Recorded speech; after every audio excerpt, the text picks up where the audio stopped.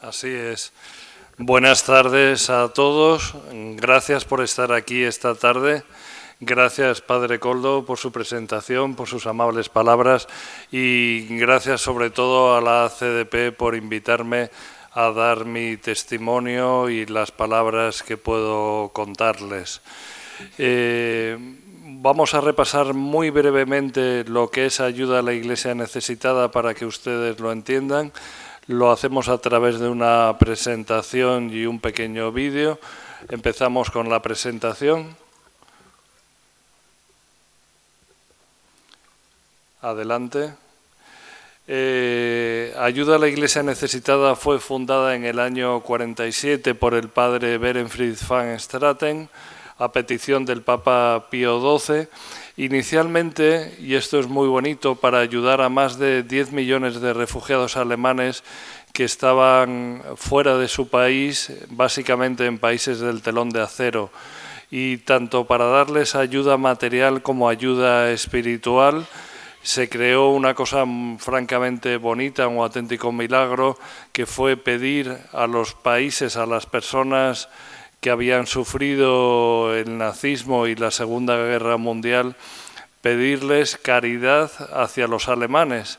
Y caridad en forma de tocino, en forma de alimento y en forma de ayuda material y espiritual. Y entonces el padre Berenfried consiguió este primer milagro, que fue convertir los corazones de la gente y cambiar el rencor, el odio, la venganza por un gesto de amor, y creó una cosa muy bonita que fue un auténtico ejército de sacerdotes que solo con una mochila donde llevaban la estola y lo necesario para celebrar la misa e impartir los sacramentos, atendieron espiritualmente a gran parte de esta población refugiada. En 1961 los papas fueron solicitando que se extendiera la ayuda a Asia y a Iberoamérica. En 1965 se extendió a África. En el año 2011 el Papa Benedicto XVI elevó lo que era entonces una asociación dependiente de la Santa Sede a Fundación Pontificia. Y nos basamos, siempre decimos, en tres grandes pilares que nos caracterizan y nos dan la fuerza.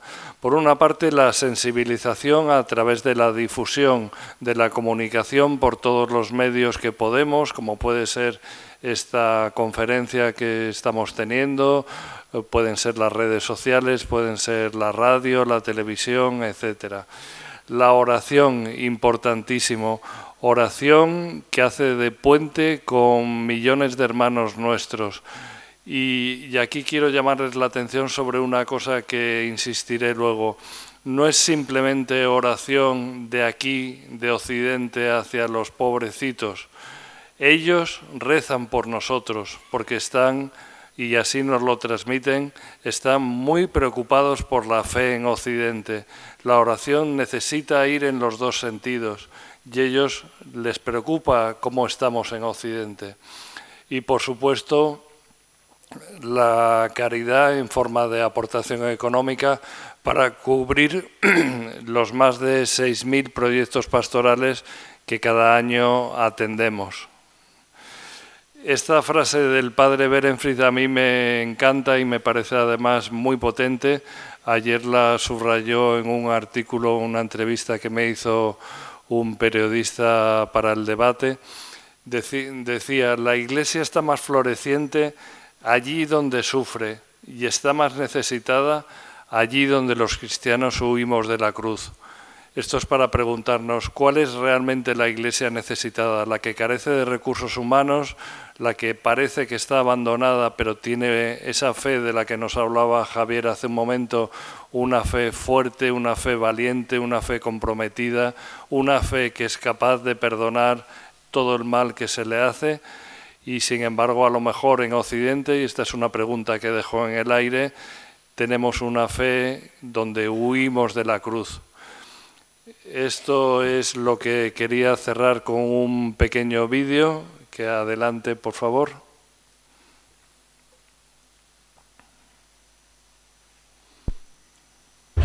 marginación, escasez, persecución. Hoy como ayer, innumerables cristianos sufren por seguir a Cristo. Lo vemos con dolor en Siria, Irak, China, Nigeria y tantos otros lugares. Allí, ayudándoles a llevar su cruz, está Ayuda a la Iglesia Necesitada.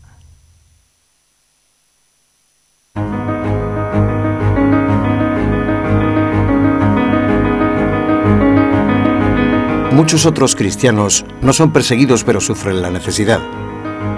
Hay comunidades sin recursos ni materiales ni pastorales. Faltan sacerdotes, necesitan iglesias. Cada año, gracias a sus benefactores, Ayuda a la Iglesia Necesitada financia más de 5.000 proyectos tales como reconstrucción de iglesias, formación de seminaristas, transporte o materiales catequéticos.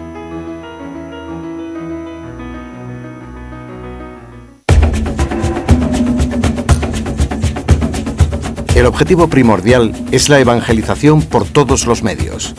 Ayuda a la Iglesia Necesitada ha distribuido millones de catecismos y Biblias. La fe en el papel y en las ondas.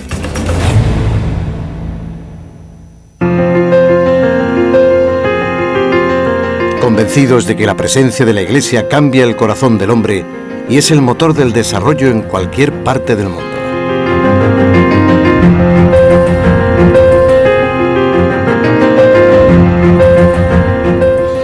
Ayuda a la Iglesia Necesitada quiere informar de la necesidad de nuestros hermanos en la fe, sostenerles en la oración y ayudarles en lo material. ¿Te sumas a esta historia?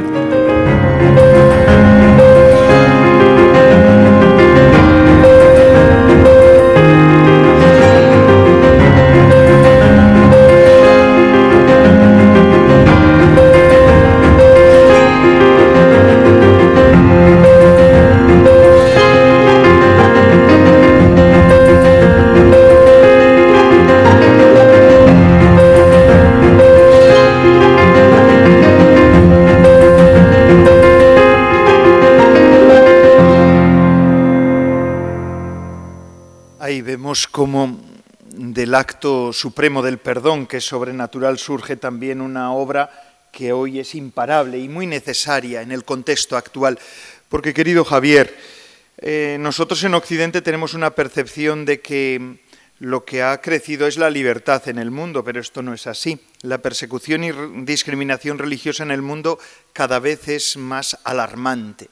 1 de cada 3 países en el mundo no respeta la libertad religiosa. El 67% de la población mundial vive en países con graves violaciones a la libertad religiosa. Verdaderamente estas cifras a nosotros nos parecen casi increíbles. Nos llevan a pensar que hay quien tiene interés en hacernos pensar que esto no es verdad, pero esto lamentablemente hoy es más cierto que nunca y va en aumento. Sí, efectivamente, Ayuda a la Iglesia Necesitada cada 2 años, en el 2023 se publicará en el mes de junio, realiza el único informe sobre la libertad religiosa que analiza todos los credos en 197 países. Y la conclusión triste pero real es que cada 2 años, tenemos que decir siempre: estamos peor que hace 2 años. Y esto es una constante, cada vez hay más intolerancia en el mundo hacia el hecho religioso y además con la casualidad de que la religión, el credo más perseguido es el cristianismo. Esto es una realidad que se repite y cada vez hay más países, como ahora veremos con algunos datos. Así es. Ahí nos dicen, ¿verdad? Sí, exactamente. En 62 países del mundo se considera que se viola la libertad religiosa. En 26 de ellos donde se sufre auténtica persecución y en 36 de ellos donde se sufre discriminación.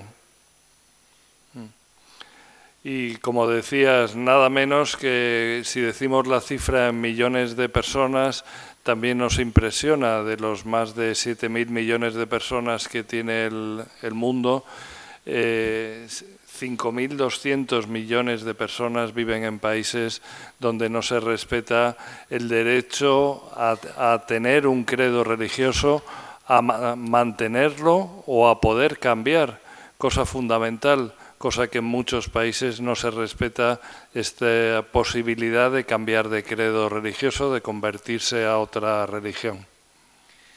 Así es.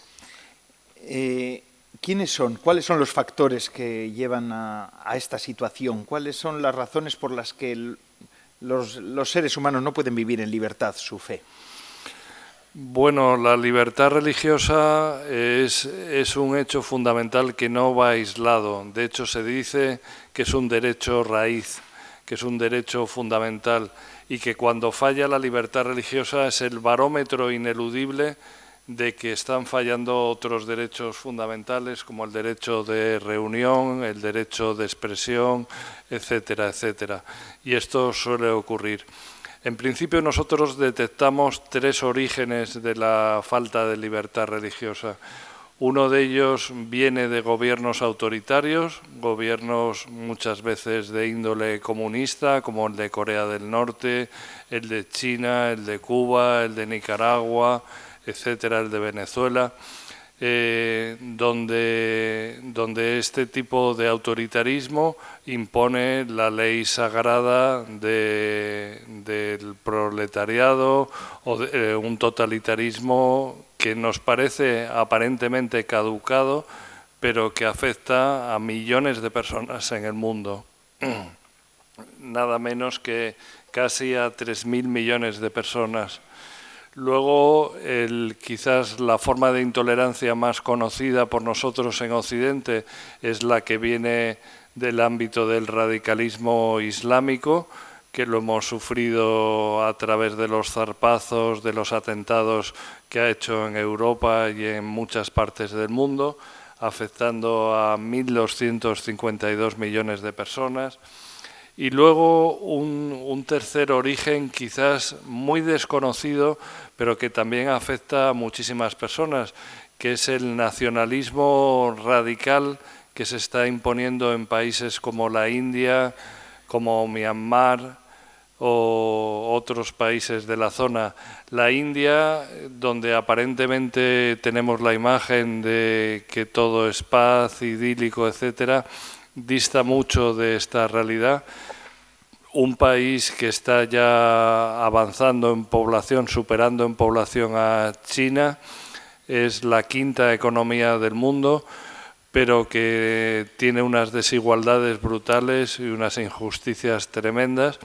Y en lo que nos afecta al ámbito de la libertad religiosa, se está imponiendo un hinduismo que solo quiere una bandera o una fe y una única religión, que excluye y que no permite el cambiar de fe y excluye, por supuesto, al cristianismo, pero también incluso al islam.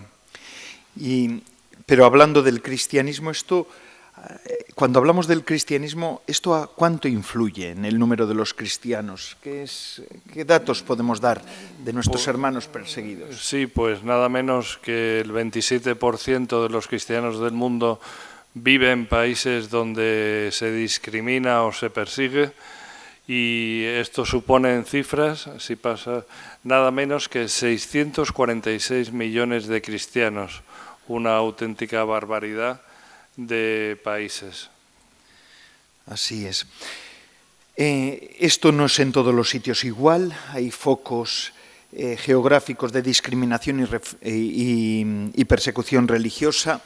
Hay países donde la persecución es extrema y otros donde es elevada, pero es que ya estos cuentan o suman muchos países en el mundo. Así es.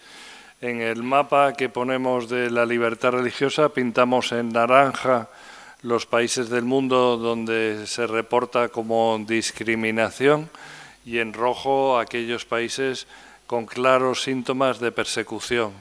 Entendemos por discriminación cuando, por ejemplo, se margina la participación de las minorías religiosas en la educación, en el acceso a los colegios, a las universidades, el acceso a puestos de trabajo, la libertad de movimiento, la libertad de salida del país, la libertad de vestirse de la manera que cada uno crea y no imponer formas de una manera o de otra, y muchas otras formas de marginación que existen. Y persecución es cuando literalmente se hacen actos bien de carácter violento o bien donde se quiere exterminar a los miembros de una religión determinada o por lo menos expulsarles del país o hacerles la vida imposible. En el mapa pueden ver, que hay un gran manchón en rojo en zonas asiáticas, en zonas de Oriente Medio, Arabia Saudí y en gran parte de África. Decía Marcela Szymanski, que es la editora del informe, decía: es un mapa que no cambia, es un mapa de impunidad. Es un mapa que muestra el fracaso de los gobiernos a la hora de atajar la violencia, la falta de acceso de las víctimas al sistema judicial para denunciar oficialmente estos abusos.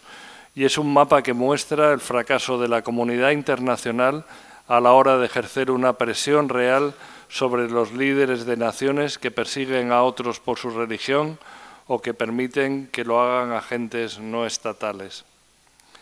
En África en concreto, si pasa la diapositiva, llama la atención que el continente donde más está creciendo el cristianismo, podemos llamarlo el continente del futuro del cristianismo, por lo menos la realidad actual, donde hay más vocaciones religiosas.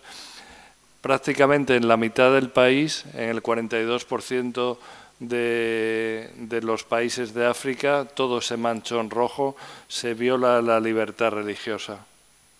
Y además, en África, estas violaciones son especialmente crueles. Hace poco el Santo Padre estuvo en su visita apostólica en Centroáfrica, ¿verdad?, Sudán del Sur, el Congo, y ahí escuchó testimonios espeluznantes a hermanas nuestras cristianas que han sido perseguidas, pero bueno, también el número de asesinatos en África va creciendo exponencialmente. Sí, no podemos olvidar la situación de países como Burkina Faso, totalmente tomada cada vez más parte del país por el islamismo radical. Se está expandiendo a través de grupos locales, bien que son herederos de Al-Qaeda o juran lealtad al mal llamado Estado Islámico, al Daesh.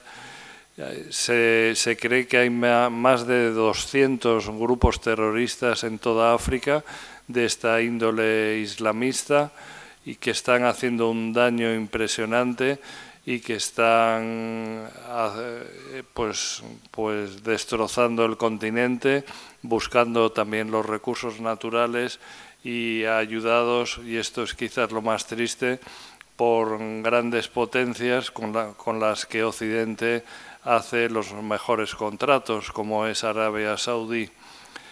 En Nigeria, por ejemplo, me gustaría decir una pequeña mención a Nigeria. Un congresista estadounidense daba el dato de que solo en el año 2022, gracias al grupo terrorista Boko Haram, que habrán oído hablar, y a través de otro grupo que se llaman los Fulani, que son radicales islámicos, en Nigeria se ha asesinado en el año 2022 a 5.014 cristianos. Se cree que el 90% de todos los cristianos asesinados por su fe el año pasado. Nada menos que 5.000 cristianos asesinados.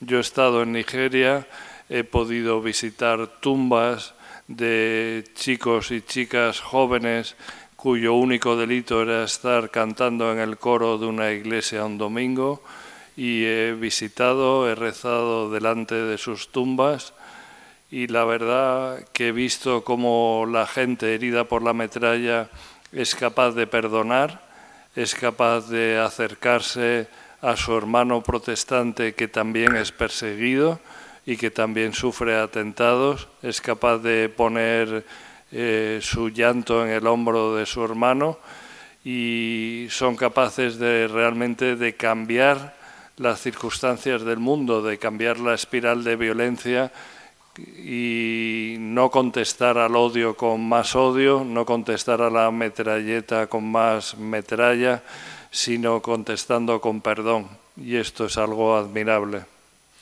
La verdad, el Papa Francisco hablaba de ese ecumenismo de la sangre, ¿verdad, Javier? Y es cierto, lo refieres tú ahora. Sí, porque como digo, estamos hablando de persecución a los cristianos y esto se produce en todas las denominaciones. Así es.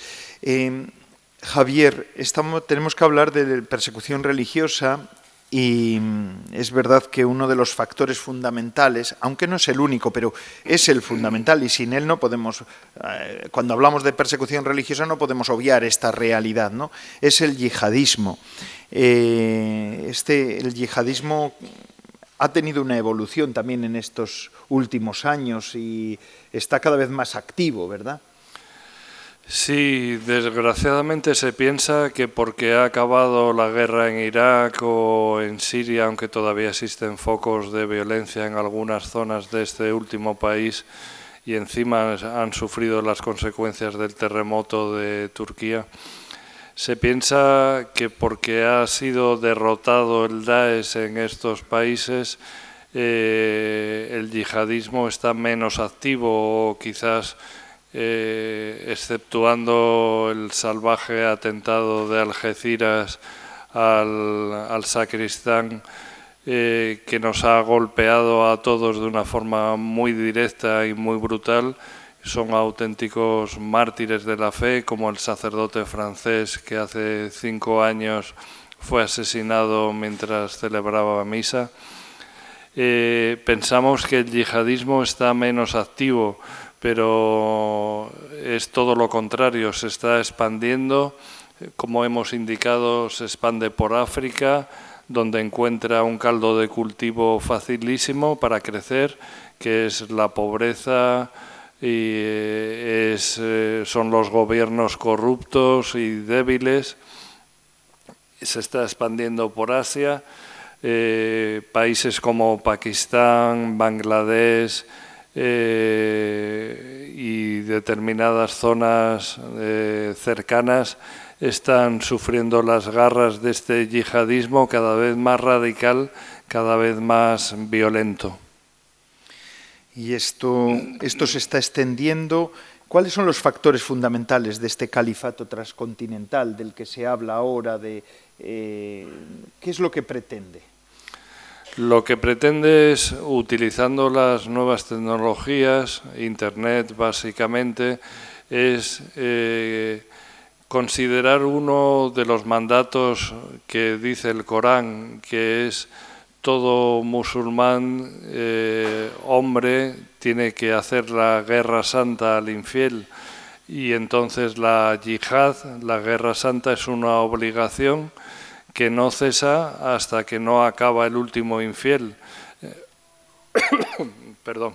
Entonces esto, llevado a sus últimas consecuencias, supone una declaración de guerra permanente a todo el que no es musulmán.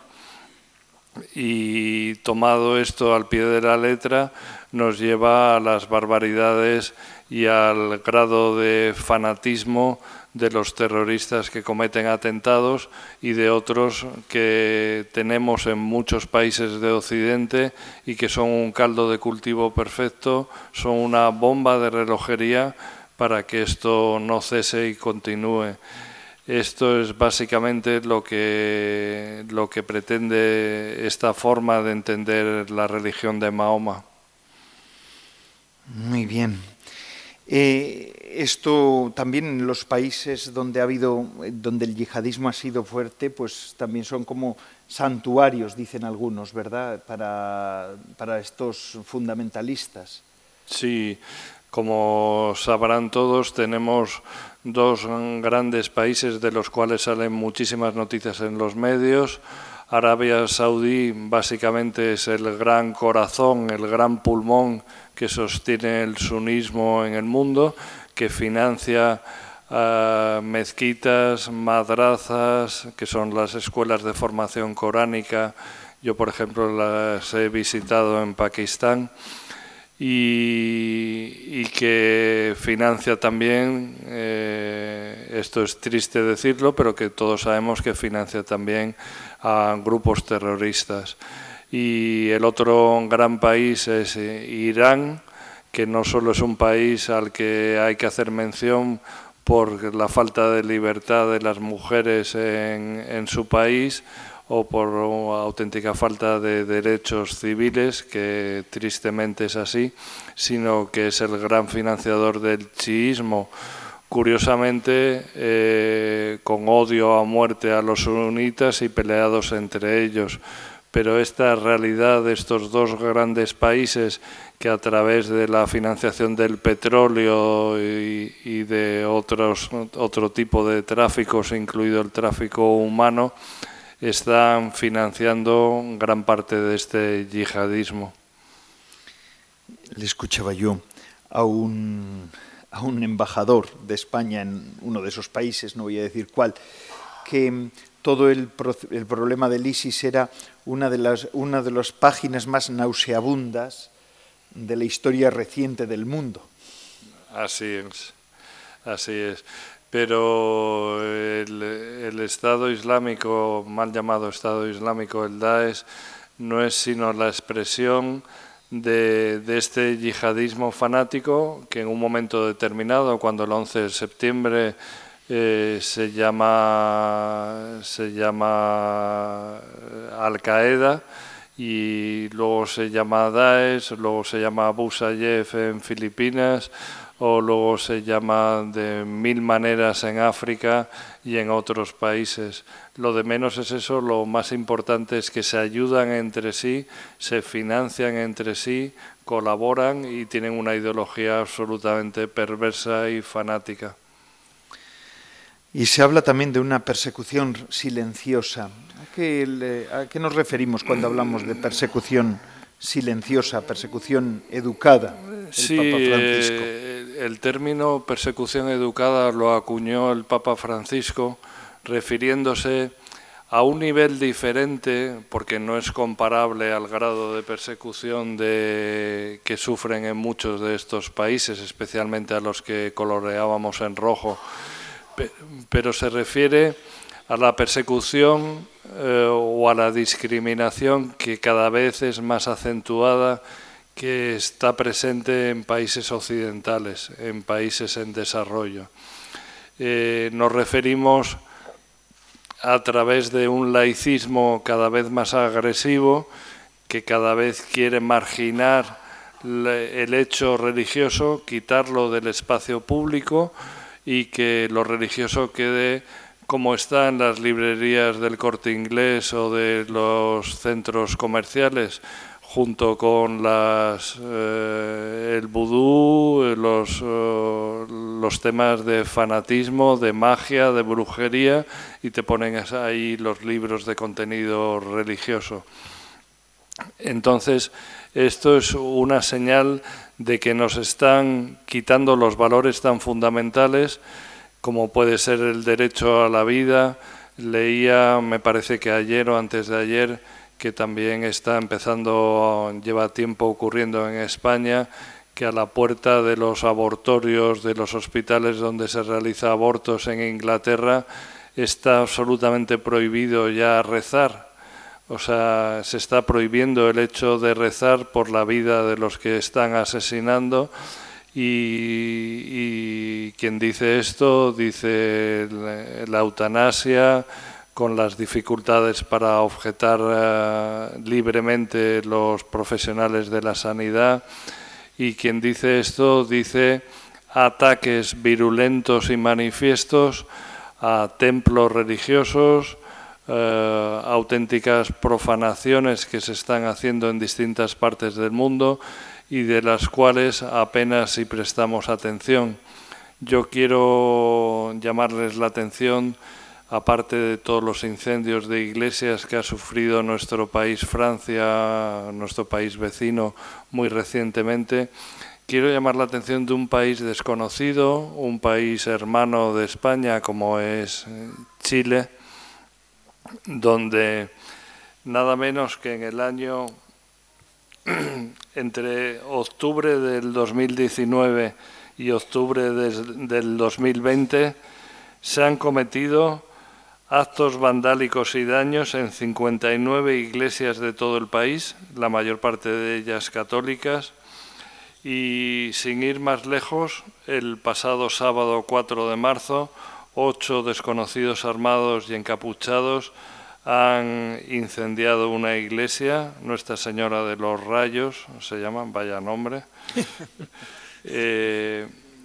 Y les quería poner un vídeo que hizo nuestra oficina de Chile contando cómo sufren este odio tan brutal, tan inexplicable, que no se entiende, pero que está ocurriendo, como les digo, actualmente, el mismo 4 de marzo. Ponemos este vídeo de Chile. Me llaman por teléfono y me avisan que la iglesia está quemándose. En media hora ya las llamas cubrían la iglesia, me quedé estupefacta. Mucha gente celebrando, con banderas, ya cantando, esperando que la torre se cayera.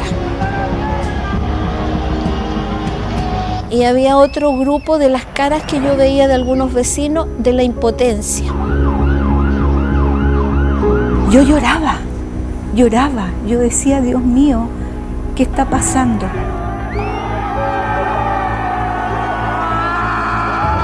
Era una imagen fuerte y muy simbólica de alguna manera, porque caía la torre con la cruz donde estaba la Virgen y la gente celebrando esa caída. Para mí fue muy fuerte esa imagen, de ver este odio de alguna manera y la gente celebrando algo que para tantas personas significaba un dolor grande.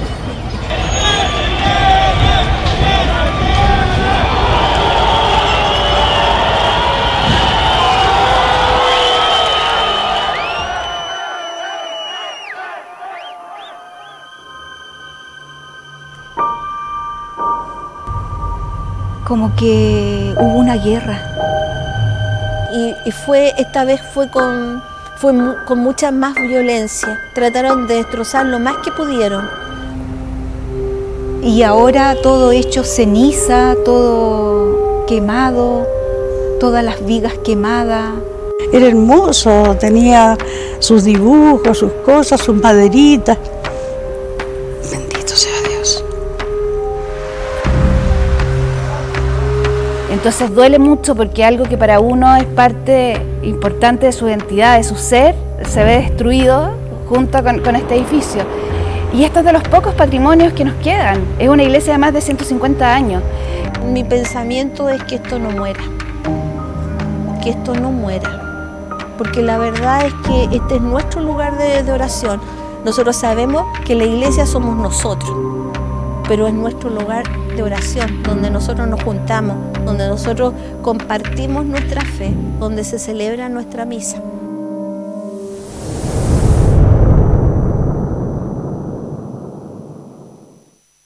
Sí, la verdad es que lo que más llama la atención no es que esto ocurra, que es un hecho y es cierto, porque además los datos ahí están, sino que la percepción de Occidente sea de que esto no es real.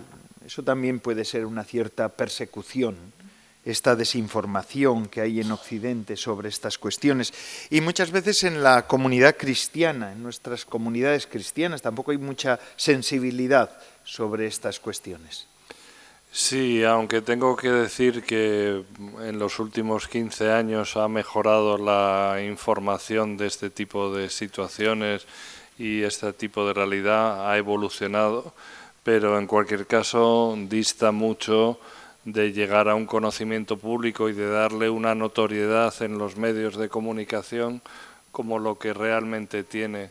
Y aquí me gustaría hacer un llamamiento precisamente a los medios de comunicación y a cualquier persona que a través de las redes sociales tiene capacidad de influencia o de otra manera que se le ocurra, para que en primer lugar nos informemos muchísimo más de lo que hacemos ahora de esta realidad. No son cosas inventadas, son cosas absolutamente reales que nos ponen los pelos de punta, que nos enseñan, y quiero subrayar este punto, no nos quedemos con el odio, con la violencia, porque si no estarían ganando los que la realizan.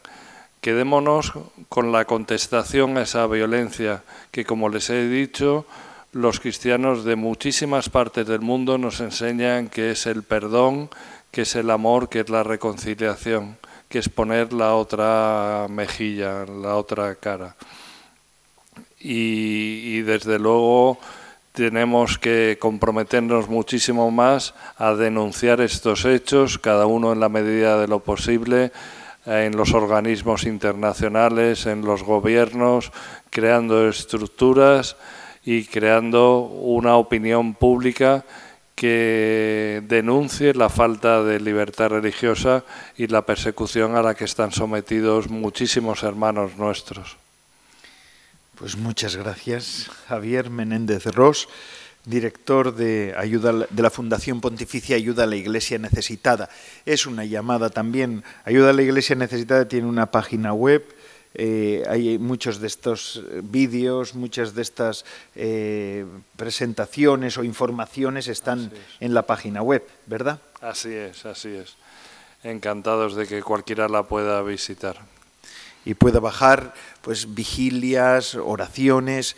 También esto es importante, que en nuestras comunidades parroquiales, en nuestras iglesias, en nuestras comunidades religiosas también, pues recemos, seamos orantes y recemos por nuestros hermanos los cristianos perseguidos. Y gracias por este espacio. Agradecemos también a los católicos y vida pública, a las jornadas, a los organizadores de las jornadas, por hacernos presente esta realidad de la persecución de los cristianos en el mundo. Muchas gracias a todos.